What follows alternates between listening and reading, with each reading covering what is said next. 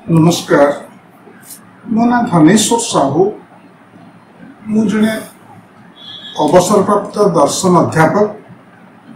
आमे आज जो प्रसंगटी आलोचना करबा ताहा हेउची हेतुवादी जीवन दर्शन। हेतुवाद कहले प्रकृत रे कौन बुझा जाए और आमे यह को कहीं एक जीवन दर्शन भावरे ग्रहण करिबा। हेतुवाद कहले साधारणतः बुझा जाए जहा विचारशीलता, युक्तिशीलता, तर्कशीलता को प्राधान्य दिए।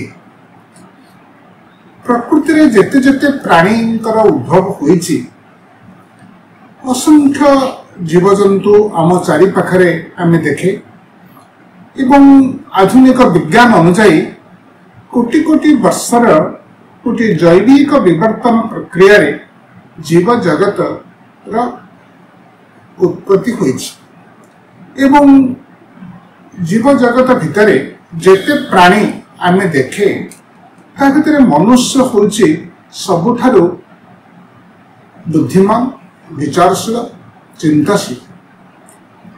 मनुष्य विचारशील एथपाई जे से चिंता करि पारे एवं प्राकृतिक परिवेश रे तार जीवन को से अधिक रु अधिक उन्नत करने को चेष्टा करी आसीछि। ता सहित मनुष्य होची प्रकृतिर एकमात्र प्राणी जे कि भाषा कहवा को समर्थ। अन्य कौनसी इतर प्राणी भाषा कहवा को समर्थ नुहंती। सभ्यतार क्रम विकास होईछि आउ ताहा मनुष्य चिंता चेतना इत्यादि संभव होईछि। मनुष्य दिने आदिम स्तर रे थिला एवं बहु स्तर और बहु सोपान दे सी आजिर गोटे आधुनिक स्तर को आसी पारिछि। तेणु मनुष्यर जो विकास होईछि, मनुष्य जो भली धीरे धीरे एक आदिम अवस्थारू एक सभ्य स्तर को आसीछि, ता पश्चात रहिछि से चिंता करि पारे, विचार करि पारे, तार जीवन स्थिति रे से उन्नति आनिबा को अविरत प्रयास करि चलिछि। सेइथाई मनुष्य जने विचारशील प्राणी और जोठी विचारशीलता रहिछि, चिंताशीलता रहिछि, तर्कशीलता रहिछि, ता होछि एक प्रकार हेतुवाद। हेतुवाद अर्थ होछि गोटे विचारशील मनोभाव, विचारशील दृष्टि, गोटे तर्कशील दृष्टि एवं यह को आम जीवन दर्शन कहूचे कहीं ना यह सर्वदा जीवनर उत्कर्ष साधन पाई संपृक्त। जीवनर उत्कर्ष साधन कहले आम साधारणतः बुझे आम जो परिस्थिति रहीचे, जो भली जीवन अतिबाहित करुचे ताठू आहुरी किपरि उन्नततर स्थिति को जीवा, आम जीवन को श्रृंखलित करिपारिबा, सामाजिक जीवन को उन्नत करिपारिबा, आम समाज रे जहा किछि मंद रहिछि ताकू दूरीभूत करिबा। ता सहित आमे जो सब प्रतिकूल परिवेश को आमे सम्मुखीन होउछे, से प्रतिकूल परिवेश को आमे हमर ज्ञान साहाय्य रे, हमर चिंता साहाय्य रे, बुद्धि साहाय्य रे ताकू आमे अतिक्रमण करिबा। तेणु हेतुवाद को आमे एक जीवन दर्शन कहले अत्युक्ति हेबा नाही। आमे जो कथा कहूतिले ते दिने मनुष्य गोटे आदिम स्तर रे रहितिला, धीरे धीरे ता पाखरे विचार शक्ति आसिला, चिंता करिवार सामर्थ्य धीरे धीरे मनुष्य पाखरे बुद्धि पाइला और से तार परिवेश को, तार परिस्थिति को बुझिबा प्रयास कला। और जेते से तार परिस्थिति को बुझिबा को प्रयास कला एवं जो जो प्रतिकूल अवस्था को से सामना करुची ताकू ताठारु किपरि निजको रक्षा करि परिबो सेथिपई उपाय चिंता कला। एई प्रक्रिया रे धीरे धीरे समाज सुव्यवस्थित होला और समाज धीरे धीरे अग्रगति कला। पृथ्वी रे अनेक प्राकृतिक पृथ्वीर प्राकृतिक परिवेश विभिन्न अंचल जेतेबेले आदिम मनीष माने रहिथिले एवं कालक्रमे से माने संगमत होई नदी कूल मानकरे जीवन धारण कले एवं गोटे गोष्ठीगत जीवन आरंभ हला एवं से गोष्ठीगत जीवन धीरे धीरे प्रसारित होई विस्तारित होई ग्राम जनपद बस शहर राज्य राष्ट्र ये विकसित हुई तेरे सभ्यतार अग्रगति सह मनुष्यर ये क्रम विकास हुई एवं ता सहित सब सभ्यतार किछि व्यक्ति अनुसंधिष्ट होइछन्ति आम चारिपाखे जेते जहाँ घटना घटुची जेते जहाँ वस्तु अच्छी से सब कोठु आसला से सब किपरि होछि जेतेबेले मनीष अनुसंधिष्ट होइछि एवं सत्य कौन जानिबा को चेष्टा करिछि प्रकृति को बुझिबा को उद्यम करिछि तार ज्ञानर विकास धीरे धीरे संभव होइछि तेबे सभ्यतार विकासर बहु परे आधुनिक विज्ञानर जुग आसीछि आधुनिक विज्ञानर जुग आसिबा पूर्वरु मनीष माने अनेक कथा कल्पना करुथिले एवं सेतबेलर गोटे प्राग विज्ञान जुगरे धारणा थिला सब सभ्यतार धारणा थिला जे आमे जहाँ किछि देखुचे ताकु संभवतः कौनसी अतीन्द्रिय शक्ति अलौकिक शक्ति तो कहीं सृष्टि करिछन तेणु आमे जदि धार्मिक चेतना को देखिबा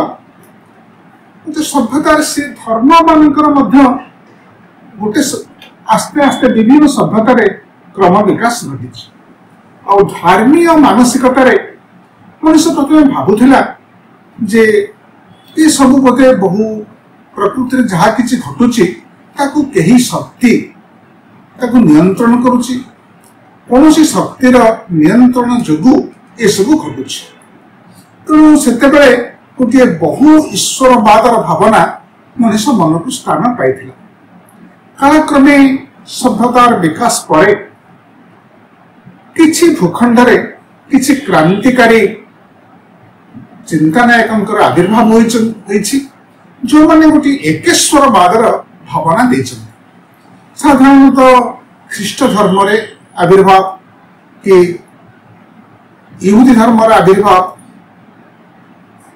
पर इस्लाम धर्म रो आविर्भाव एपरिक हिंदू धर्म रो दार्शनिक विचारधारा रे एकेश्वरवादर भावना रही अर्थात जड़े ईश्वर अच्छी से सर्वशक्तिमान सर्वज्ञ एवं सी ए पृथ्वी रे जहाँ किसी घटुची ताकू सी सृष्टि करुचंती तांकरी निर्देश रे घटुची यही प्रकार विश्वास बहुत दिन पर्यंत मनुष्य सभ्यता रही मनुष्य तार कौतूहलता आस्ते आस्ते वृद्धि पाई चिंता चेतनार स्तर आहुरी उन्नत होइछि से निजर पर्यवेक्षण साहाय्य प्रकृति को जानिबा को चेष्टा करिछि और जेतेबेले मनुष्य निजर पर्यवेक्षण द्वारा निजर प्रत्यक्ष द्वारा परिवेश को बुझिबा को चेष्टा करिछि विभिन्न प्राकृतिक घटना मानकर कारण खोजिछि कारण नहीं अनुसंधान करिछि एई अनुसंधिष्ट दृष्टिभंगी ता भितरे गोटे विज्ञान मानसिकता सृष्टि होइछि आमे सांप्रतिक परिभाषा रे जहाँ को विज्ञान कहूचे ता होछि गोटे सुव्यवस्थित प्रणालीबद्ध और तथ्य भित्तिक ज्ञान प्रकृतिर असंख्य रहस्य रही एवं जो गुड़िक मनीष जाना समर्थ होइछि विभिन्न रोग होता गोटे समय सारा पृथ्वी रे महामारी मान सृष्टि होई असंख्य मनीष मृत्यु मुखरे पड़ुथिले मनीष चेष्टा कला ये महामारी कहीं होची आकु किपरि से प्रतिहत करि पाइबो से भली ଯେତେବେଳେ ବିଭିନ୍ନ ସମୟରେ ପ୍ରାକୃତିକ ଦୁର୍ବିପାକ ସବୁ ଘଟୁଥିଲା, ବନ୍ୟା ହେଉଥିଲା, ବାତ୍ୟା ହେଉଥିଲା, ମରୁଡ଼ି ହେଉଥିଲା, ଏହା ତାର ଜୀବନ ପ୍ରକ୍ରିୟାକୁ ନାନା ପ୍ରତିକୂଳ ସ୍ଥିତିରେ ପ୍ରଭାବିତ କରୁଥିଲା। ଯେତେବେଳେ ମଣିଷ କୌଣସି ପ୍ରତିକୂଳ ପରିସ୍ଥିତିର ସମ୍ମୁଖୀନ ହୋଇଛି, ସେତେବେଳେ ସେ ଚାହିଁଛି ଏହି ପ୍ରତିକୂଳ ପରିସ୍ଥିତିକୁ ସେ କିପରି ସାମ୍ନା କରିବ। ଏହି ପ୍ରତିକୂଳ ପରିସ୍ଥିତିକୁ ସାମ୍ନା କରିବାର ମାନସିକତାରୁ ବା ମନୋଭାବରୁ ଆସ୍ତେ ଆସ୍ତେ ସେ ବିଜ୍ଞାନ ମନସ୍କ ହୋଇଛି। ସେହିଭଳି ସଭ୍ୟତାରେ ସାହିତ୍ୟ, ଦର୍ଶନ, ବିଭିନ୍ନ କଳା, ସ୍ଥାପତ୍ୟ ଏସବୁର ମଧ୍ୟ ବିକାଶ ହୋଇଛି। ତେଣୁ ସଭ୍ୟତା ଧୀରେ ଧୀରେ ଅଗ୍ରଗତି କରିଛି ଏବଂ ସେହି ସଭ୍ୟତାର ଅଗ୍ରଗତି ପଶ୍ଚାତରେ ମଣିଷର ବୁଦ୍ଧି, ମଣିଷର ବୌଦ୍ଧିକ ଅନୁସନ୍ଧିତ୍ସା, ମଣିଷର ବିଚାରଶୀଳତା ରହିଛି ଏବଂ ଆସ୍ତେ ଆସ୍ତେ ମଣିଷ ଚେଷ୍ଟା କରିଛି ତାର ଚାରିପାଖର ଘଟଣାବଳୀକୁ ଜାଣିବା ପାଇଁ ଏବଂ ଚାରିପାଖର ଘଟଣାବଳୀକୁ ଜାଣିବାର ପ୍ରକ୍ରିୟାରୁ ଆଧୁନିକ ବିଜ୍ଞାନ ସମ୍ଭବତଃ 17ଶ-17ଶ ଶତାବ୍ଦୀରୁ ବିଜ୍ଞାନର ବିଜୟ ଯାତ୍ରା ଆରମ୍ଭ ହୋଇଛି। ବିଜ୍ଞାନର ଆସିବା ପରେ ସଭ୍ୟତାରେ ଚିନ୍ତାଶୀଳ ଲୋକମାନେ ବିଭିନ୍ନ ପ୍ରଶ୍ନ ପଚାରିଛନ୍ତି, କୌତୂହଳୀ ହୋଇଛନ୍ତି, ପ୍ରକୃତିକୁ ନାନା ଭାବରେ ବିଶ୍ଳେଷଣ କରିବାକୁ ଉଦ୍ୟମ କରିଛନ୍ତି, ପ୍ରାକୃତିକ ଘଟଣାବଳୀକୁ ବିଜ୍ଞାନ ଜ୍ଞାନରେ ପରୀକ୍ଷା କରିଛନ୍ତି।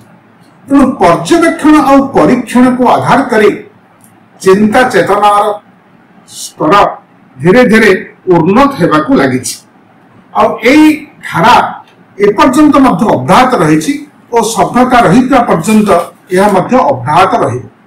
ତେଣୁ ଏହି ସବୁ ପ୍ରକ୍ରିୟା ଦେଇ ମଣିଷର ଚିନ୍ତାଶୀଳତା, ବିଚାରଶୀଳତା ଆଗକୁ ଯାଇଛି।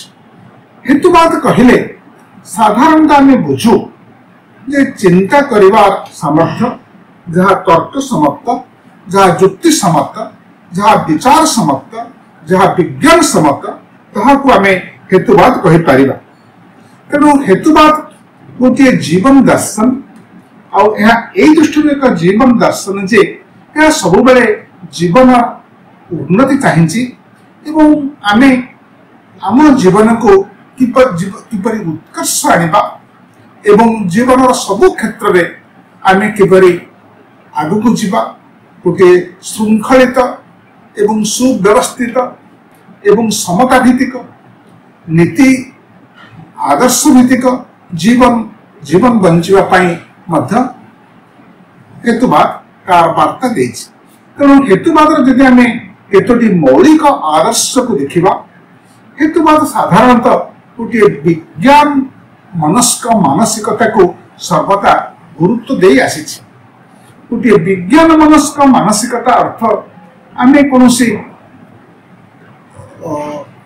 ବିଚାରକୁ, କୌଣସି ଭାବନାକୁ ବିନା ପରୀକ୍ଷଣରେ ଗ୍ରହଣ କରିବା ଉଚିତ ନୁହଁ। ଆମେ ସବୁବେଳେ ଗୋଟିଏ ଏ ପ୍ରକାର ଦୃଷ୍ଟି ନବା ଯାହାଦ୍ୱାରା କି ଆମେ ପ୍ରକୃତିକୁ, ଆମ ସମାଜକୁ ବୁଝିବାକୁ ପ୍ରୟାସ କରିବା ଏବଂ ସବୁ ଘଟଣାର କାରଣକୁ ଅନୁସନ୍ଧାନ କରିବା ଏବଂ এই କାରଣକୁ ଅନୁସନ୍ଧାନ କରିବା ଦ୍ୱାରା ଆମର ଜ୍ଞାନ ବିଜ୍ଞାନର ବିକାଶ ହୋଇପାରିବ।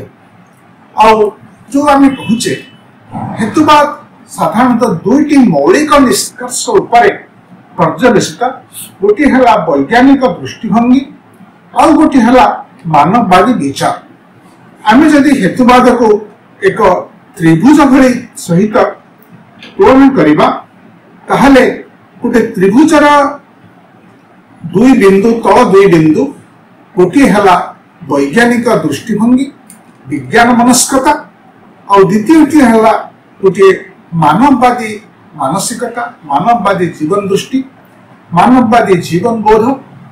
এই বৈজ্ঞানিক দৃষ্টিভঙ্গি ও মানববাদী জীবন বোধ এই দুই ভাবনার উপরে হেতুবাদ বিকশিত হয়েছে। তেণু বিজ্ঞান মনস্কতা কহিলে আমি কন বুঝিবা না? বিজ্ঞান মনস্কতা কহিলে আমি বুঝিবা जे आमे कौनसी पूर्व विश्वास को खाली मानि नवा नहीं, आमे सत्य अनुरागी हवा, सत्य कौन जानिबा को चेष्टा करिबा। प्रकृति रे जिते जहाँ घटना घटुचे तार एक विज्ञान सम्मत व्याख्या देवा को प्रयास करिबा। आमे विज्ञान मनस्क हवा और वैज्ञानिक ज्ञान सर्वदा तथ्य आधारित, जहाँ तथ्य आधारित ज्ञान ताहा होछि विज्ञान सम्मत। ता सहित विज्ञान एक निर्दिष्ट प्रणाली अवलंबन करी तार सिद्धांत मानकु बाहर करिଥାଏ। प्रकृति रे असंख्य रहस्य रहिछि एवं प्रकृति रे जेते सबु एकरूपता रहिछि, यूनिफॉर्मिटी रहिछि, तेते प्राकृतिक नियम रहिछि। प्रकृति रे आमे अनेक श्रृंखला देखे, अनेक नियम देखे, अनेक कार्य कारण संबंध देखे। ये सब को जानिबा हेला गोटे वैज्ञानिक मानसिकता। तेणु विज्ञान कहिले आमे बुझु तथ्यभित्तिक ज्ञान आउ जहा परीक्षा सापेक्ष वैज्ञानिक सिद्धांत मान साधारणतः सार्वजनीन। तेबे प्रकृति एते विशाल और प्रकृति एते जटिल जे प्रकृतिर समस्त घटनावलीर कारण जानिबा एते सहज नुह। वैज्ञानिक ज्ञान शह शह वर्ष धरिकी आगू जाइछि एवं वैज्ञानिक ज्ञान गोटे प्रणाली उपरे सर्वदा निर्भर करे। आउ जो प्रणाली होची गोटे सार्वजनीन प्रणाली।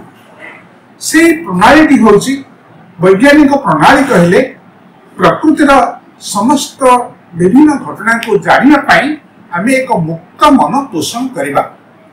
गोटे मुक्त मन ता सहित आमे पर्यवेक्षण और परीक्षण को प्राधान्य दिया जाए। वैज्ञानिक मानसिकता रे गोटे मुक्त मन पोषण करिबा एवं पर्यवेक्षण और परीक्षण को सकल वस्तुनिष्ठ ज्ञानर आधार भाव नवा है गोटे वैज्ञानिक मनोभाव। तेबे विज्ञान का सहित जो घटनार कारण जानिबा को समर्थ हेउ नाही ताको बुझिबा पाई विज्ञान केतक प्रकल्प बा केतक हाइपोथेसिस ग्रहण करिथाय। गोटे घटना घटुछि, अनेक लोक कर्कट रोग रे आक्रांत होई मृत्युवरण करुछन्। कर्कट रोगर कारण कौन होई पारे, काहेकि कर्कट रोग हैला बा होछि, तार कारण कौन, ए कारण को जानिले आमे से रोग को नियंत्रण करि पारिबा। तेणु प्रकृतिर कौनसी गोटे घटना को बा जहा जीवन सहित संबंधित, प्रकृति सहित संबंधित ये असंख्य कारणर घटनार कारण खोजिबा होछि गोटे वैज्ञानिक मानसिकता। तेणु विज्ञान सर्वदा गोटे सार्वजनीन प्रणाली प्रयोग करी तथ्य मान को विश्लेषण करे, तार प्रकृति रहिथिबा नियम मान को आविष्कार करे, विभिन्न सिद्धांत निर्माण करे, विभिन्न वस्तु को बुझेबा पाए एवं विज्ञान पर्यवेक्षण परीक्षण को आधार भाव निये तथ्यभित्तिक परीक्षण उपरे से तार सिद्धांत निर्माण करे एवं ता सहित सी जो घटनार कारण से जानी पारु नाही सेथिपाई से प्रकल्प प्रणयन करे एवं प्रकल्प मानकु से विभिन्न स्तर रे परीक्षा करे एवं से परीक्षा द्वारा से प्रकल्प यदि ठीक भाव में प्रमाणित हला ताकु से ग्रहण करे, नहले ताकु से बाद दे पुणी नूतन प्रकल्पर परिकल्पना करे। ए प्रक्रिया रे वैज्ञानिक ज्ञान आगु जाइछि और विज्ञान अनेक सिद्धांत निर्माण करने को प्रस्तुत होइछि। ता सहित अनेक घटना एते जटिल जे ताकु जानिबा संभवपर होई नाही। तेबे सभ्यता जेतिकी जेतिकी आगु को जाउथिबो, मनुष्य ज्ञानर परिसर जेतिकी जेतिकी व्यापक होउथिबो, वृद्धि पाउथिबो, आज जहाँ आम पाई अबद्ध होई रहिछि, आगामी दिन में आमे तार कारण जानी पारिबा। अतीत रे अनेक घटना आमे जानी नथिले एपरिक आज गोटे स्कूल छात्र जहाँ जानिबा को समर्थ होइछि 100-200 वर्ष तले चिंताशील लोक माने तार कारण जानिबा को समर्थ नथिले। तेणु विज्ञान गोटे प्रगतिशील ज्ञान आ वैज्ञानिक ज्ञान सर्वदा तथ्यभित्तिक और यह परीक्षा पाई उन्मुक्त ता सहित वैज्ञानिक ज्ञान सार्वजनीन एवं वैज्ञानिक ज्ञान सर्वदा नूतन तथ्य आधार रे यह मध्य परिवर्तनशील यही जो मानसिकता यही जो आधार यही जो भित्ति जहाँ आधार रे मनुष्यर ज्ञान दिगंत विस्तारित हो चली एवं खाली प्रकृति प्राकृतिक घटनावली को विश्लेषण करने विज्ञान एकमात्र काम नुह आम सामाजिक जीवन में आम जीवन धारा से अनेक घटना रही गोटे वैज्ञानिक पद्धति व्याख्या करने हूँ हेतुवादी जीवन दर्शन हेतुवादर गोटे मौलिक निष्कर्ष। तेणु प्रकृति में घटुवा असंख्य घटना और सामाजिक जीवन समस्त घटनावली को गोटे पद्धति आधार रे गोटे प्रणाली आधार रे व्याख्या करने और तार गोटे श्रृंखलित भाव में जानिबा गोटे मानसिकता रखा मनोभाव नवा एवं से होउची हेतुवाद। तेणु हेतुवाद सहित वैज्ञानिक दृष्टिकोण गोटे निबिड़ संपर्क रही हेतुवाद यही दृष्टि जहाँ विज्ञान समर्थित जुक्ति समर्थित तथ्य समर्थित जहाँ तर्क समर्थित से ज्ञान ही होची वैज्ञानिक ज्ञान और ताहा ही होची हेतुवादर मूल निष्कर्ष। ता सहित ज्ञान विज्ञान विकास धारा हेतुवाद आउ केतक सिद्धांत निर्माण करिछि विज्ञान आधार जे प्रकृति रे जहाँ किछि घटुछि जेते सब रहस्य रही प्रकृति रे कहा पश्चात कौन प्राकृतिक घटना पश्चात कौन रहस्य अनेक रहस्य रही किंतु कौन अति प्राकृतिक कारण बा सुपरन्याचुरल कज नहीं। प्रकृतिर प्रत्येक घटना जहाँ प्रकृति रे घटे बा समाज रे घटे ता पश्चात आम जानी थाउ बा न जानी थाउ कौन कारण रही जहाँ होची प्राकृतिक कारण यदि किंतु कौन घटनार कौन अति प्राकृतिक आधिदैविक सुपरन्याचुरल रिजन नहीं यह विज्ञान गोटे मौलिक निष्कर्ष जहाँ भी होची हेतुवादर निष्कर्ष। तेणु हेतुवाद यही सिद्धांतर अवतारण करिथाए जे हम चतुर्पार्श्व जहाँ किछि घटे ताहा पश्चात किछि कारण रही से कारण को आमे हमर ज्ञानर परिसर भितर जानी थाउ बा जानी न थाउ ता सहित हेतुवादर आउ गोटे बड़ सिद्धांत होची जे आमे हेतुवाद सर्वदा यही जीवन को प्राधान्य दिए। तो आमर विभिन्न धर्म मानक जो सब परिकल्पना रही स्वर्ग नरक मुक्ति मोक्ष निर्वाण ये जो सब भावना गुड़िक रही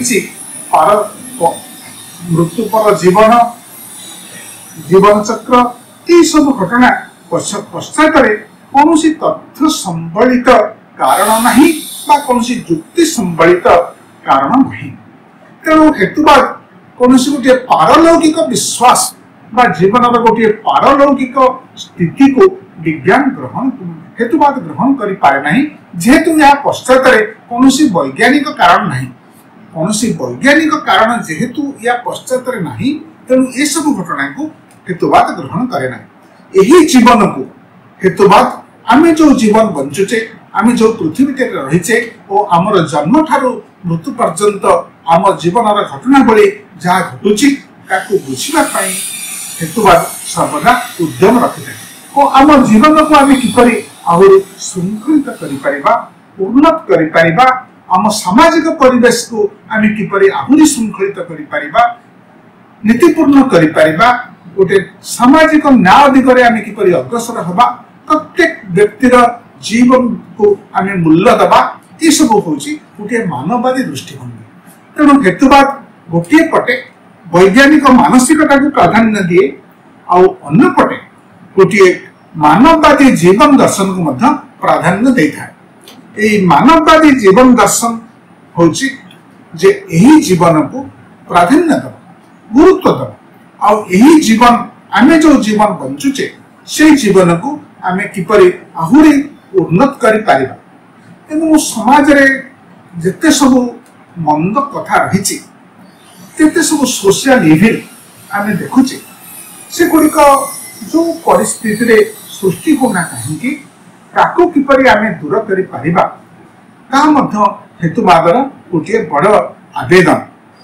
हेतुवादी आवेदन होची गोटे मानववादी आवेदन और ए मानववादी आवेदन टी होची जे आम स्थिति रे आमर परिवेश परिस्थिति रे आम जीवन रे कौनसी दियों देवता केबे परिवर्तन आनिबे नाही।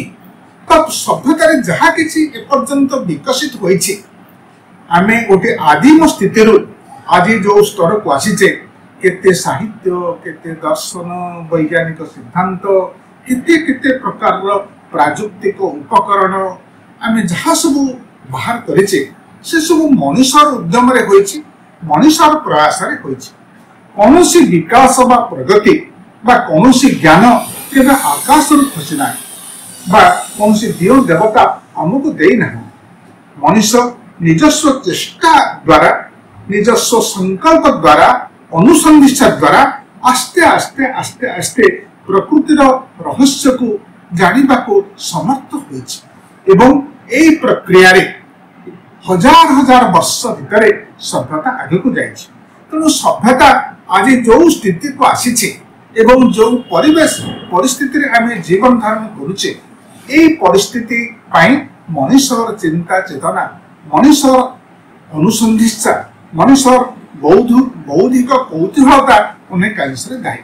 तेणु हेतुवाद यही भली गोटे जीवन दर्शन आम पाखे उपस्थापन करे जे जहा आमर विचारशीलता तर्कशीलता जहा सबुठारु महत्वपूर्ण स्थान दब एवं जीवन को किपरि अधिक अधिक उन्नत करिबो सेथिपाई हेतुवाद प्रयास करे।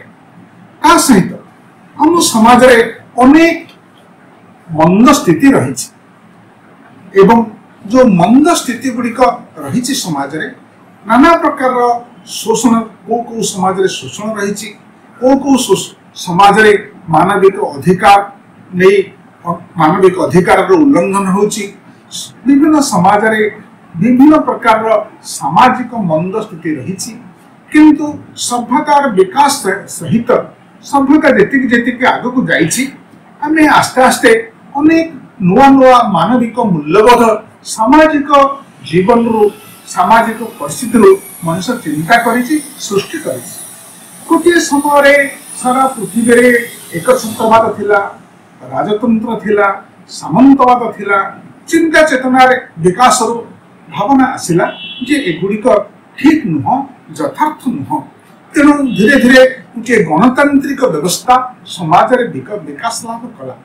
आमे गणतंत्र को गोटे यदि व्यापक थर अर्थ रे बुझिबा ताहले यह केवल एक राजनैतिक व्यवस्था किंतु ता सहित यह मध्य एक सामाजिक मूल्यबोध अर्थात गणतंत्र को आमे एक सामाजिक मूल्यबोध कहीं कहूचे एई दृष्टि जे जहा समता को प्राधान्य दिए सामाजिक न्याय को गुरुत्व दिए एवं प्रत्येक मनुष्य गोटे मर्यादापूर्ण जीवन को प्राधान्य दे था एवं मानविक अधिकार को स्वीकार करे। यही मूल्यबोध गुड़िक सभ्यता बहुत परे आसीछि।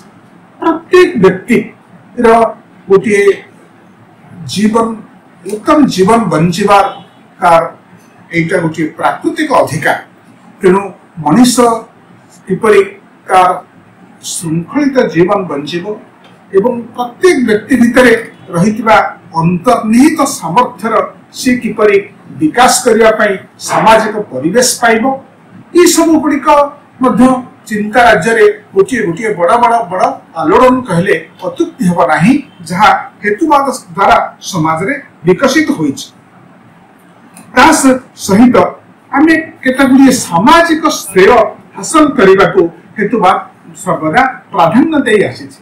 सामाजिक श्रेय कहले साधारणतः आम बुझु आम किपरि गोटे उन्नत समाजर विकास करि पारिबा एवं गणतांत्रिक मूल्यबोध, मानविक मूल्यबोध, सामाजिक न्याय, प्रत्येक व्यक्तिर मर्यादापूर्ण जीवन यही सब गुड़िक आम जीवन पाई बहु प्राधान्य रखे एवं बहु गुरुत्व रखे। तेणु गोटे समाज को आम किपरि अधिक श्रृंखलित करि पाइबा, सामाजिक मूल्यबोध गुड़िक, मानविक मूल्यबोध गुड़िक आम किपरि सार्वजनीन भाव समाज में प्रसार करि पारिबा और ता प्रति प्रतिबद्ध रहिबा, प्रत्येक व्यक्ति भितर रहितिबा अंतर्निहित सामर्थ्यर विकास पाई आमे उपयुक्त परिवेश किपरि सृष्टि करि पारिबा, सबु मनुष्यों को समान दृष्टि देखिबा, सबु नागरिक आईन दृष्टि समान विवेचित हेबे, ये गुड़िक होची मनुष्य समाज पाई केते गुड़िए मौलिक भावधारा। तेणु विशेषकर हेतुवाद को आम यही कहवा जे हेतुवाद गोटे वैज्ञानिक दृष्टिभंगी और सहित मानविक मूल्यबोध और गोटे उन्नत समाजर परिकल्पना हेतुवाद होची मौलिक आकर्षण मौलिक दिगंत। तेणु संप्रति आम देखे जे आधुनिक प्रजुक्ति जो दिग को गलानी एवं मनुष्य एते विज्ञान साहाय्य आधुनिक प्रजुक्ति साहाय्य मनुष्यर सामाजिक मनुष्यर सामर्थ्य बहु गुण वृद्धि पाइला एवं मनुष्य चेष्टा कले प्रकृति को, समाज को, मनुष्य जाति को ध्वंस कर दे पारिबो। एही स्थिति रे हेतुवादी माने सर्वदा गोटे मानविक दृष्टि को बेसी प्राधान्य दौछंती। विशेषकर आमे आमर ज्ञान को किपरि समाजर मंद दिगरे व्यवहार करिबा नहीं, सभ्यतार अमंगल दिगरे बा सभ्यतार क्षति दिगरे आमे प्रयोग करिबा नहीं, यही होची हेतुवादी दर्शनर मध्य गोटे बड़ आदर्श। एवं समाज रे जेते सब कुसंस्कार रहिछि, विभिन्न समाज रे विभिन्न प्रकार कुसंस्कार, अपसंस्कृति, उपविश्वास रहिछि, से सबुर दूरीकरण को मध्य हेतुवाद गोटे प्राधान्य दे आसीछि। तेणु हेतुवाद जेते जेते प्रकार कुसंस्कार, उपविश्वास, अंधविश्वास, अपसंस्कृति समाज रे रहिछि, तार मध्य निराकरण हेतुवादर गोटे बड़ आधार।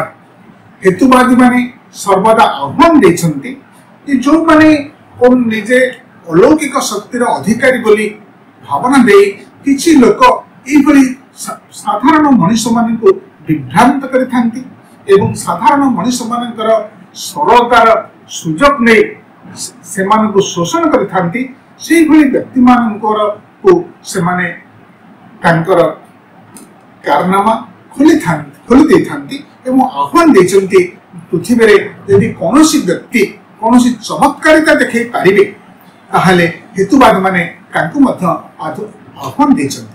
तेणु हेतुवाद आम जदि दुईटी दिग को देखिबा तार एक सकारात्मक दिग होउची ताहा मानववाद को बहु प्राधान्य दिए, ताहा वैज्ञानिक दृष्टिभंगी को बहु प्राधान्य दिए, आउ तार अन्य दिगटी होउची समाजरु सकल कुसंस्कार, अपसंस्कृति, अंधविश्वास, अमानविकता, शोषण ये सब मंद स्थिति को दूर करने हेतुवादी माने सर्वदा निजर संपृक्ति व्यक्त करिथांती। तेणु हेतुवाद यही दृष्टि गोटे महत्तर जीवन दर्शन एवं ता सहित यह एक मानववादी जीवन दर्शन एवं सारा पृथ्वी को आम गोटे भ्रातृत्वर दृष्टि देखा होची हेतुवादर गोटे मौलिक आभिमुख्य।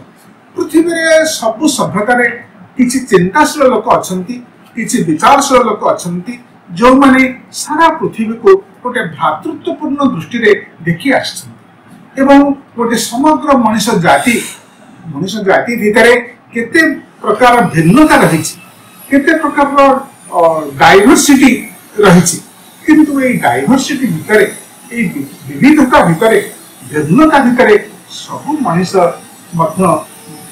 मनुष्यर मूल्य नहीं बंचा आवश्यक। सब मनीष भितर गोटे स्नेह श्रद्धा सद्भाव भातृत्व भाव प्रीति यही सब मूल्यबोध गुड़िकर केमी सार्वजनिक भाव में विकास हम ताहा हेतुवादर गोटे आभिमुख्य।